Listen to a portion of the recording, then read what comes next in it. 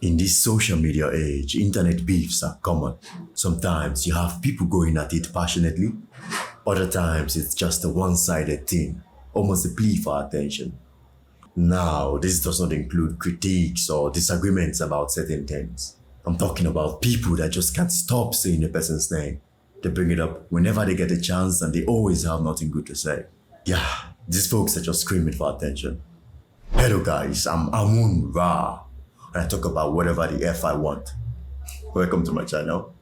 In this video, we're gonna look at Zika and his antics towards Andrew Tate. Andrew Tate is a homosexual. In a street fight, I would carve him to pieces. So many men pretend and try to be us. It's a very poor imitation, because although you could sit on a stream and shout some words and reword our slogans, pretend that you are us, you could not sit there with Tucker Carlson or with Candace Owens and her husband, who are wonderful people, and have genuine connection with these people because you are not on their level. Could not sit in a Romanian jail cell. You'd probably break down crying. You couldn't do the things that we do. So you're not fooling anyone with your cheap imitation. It doesn't fool absolutely anybody. For those that are curious, Zika is a guy that does a lot of drugs and makes videos like this. Okay? This is cope. What you're doing is cope. Tell them the truth. You're just gonna fuck bitches for the next 5 years. That isn't true. I hate when chads do that. They like fantasize about being loyal to one girl when they just fucking bitches. You can't have it both ways. You can't have it. You have to Chat, repent, nigga. he's lying. Chat, here's the truth, okay?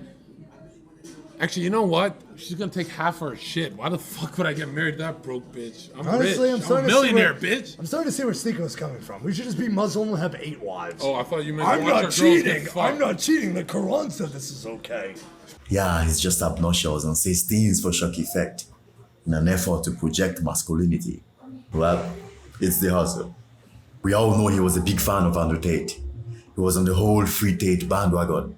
So what happened? Yeah, that's why I made this video, to tell you what happened. I take it further, I'll also give you an assessment of this guy. I'll be direct with you about what happened with him and the Tate. It's more of a jilted lover kind of thing.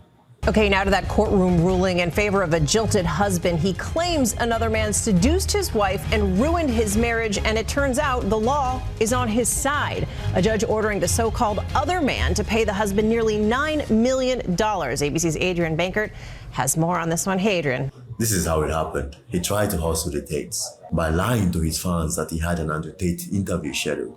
It was kind of a ploy to pressure them into doing an interview with him, which, if we are being honest, he's clearly not on their level. And I'm not talking about money.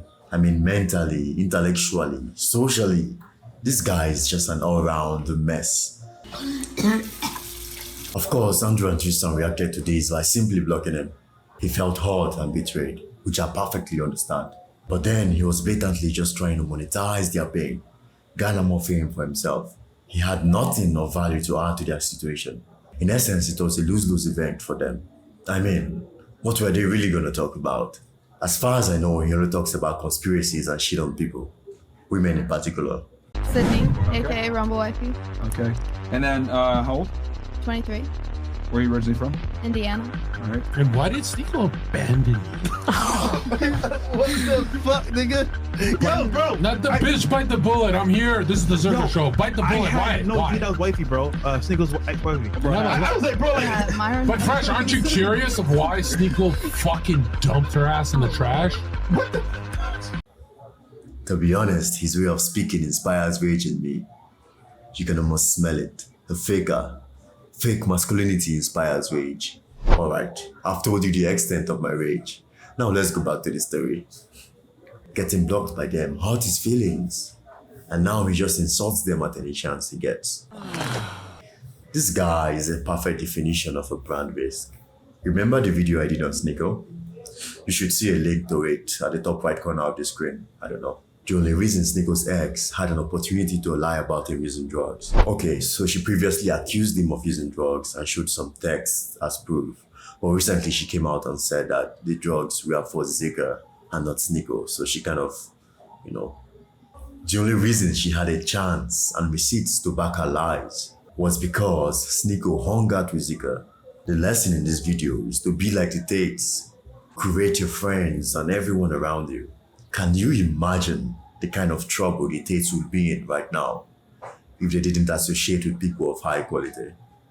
Just imagine the different angles of attack that can be done on them if they were hanging around trash. Like they said, don't force yourself to fit in with people who are superficial, because then you'll be missing the opportunity to be elite. Let me tell you a story that I don't think we even planned to tell you. We're sitting here in this house. I have 10 men in this house. Yeah. From guys who cook, guys who clean, probably 15 actually. Guys who cook, ladies who clean. I have my security guards, my cameramen, my friends. Andrew misplaced a piece of jewelry, let's say. A piece of jewelry. And that piece of jewelry cost $300,000, and Andrew misplaced it. So with this misplaced piece of jewelry, we spent 9 days searching everywhere in the house for it. Not once did it cross our minds. Not once did it cross our minds that somebody had taken that. Why? Because I know I command respect from the people around me, and I know that they get respect from me in return. I wasn't 1% worried. Didn't think in the back of my mind that anything had gone wrong. And you did eventually find it. It was inside a boxing glove somewhere. I don't know. God knows how it got there. But yeah, it also translates to the male world. If you're talking about your friends, you need to really look in the mirror. If you're saying, "Oh, my friends steal from me. My friends try it on with my girl. Oh, $20 went missing from my wallet when I was asleep when my friends were over." That's a reflection on you, not the people you hang around with. Because I guarantee even some of those same men who are snaking you, if they were privileged enough to be in my circle of friends, wouldn't dream of snaking me. I don't lie with words that leave my lips. I'm telling you, don't kiss the slips. I've seen the walk it does and I show you it's exquisite. If you're stressing, I advise you bring your flowers down and smell it. Don't you worry, these are cool.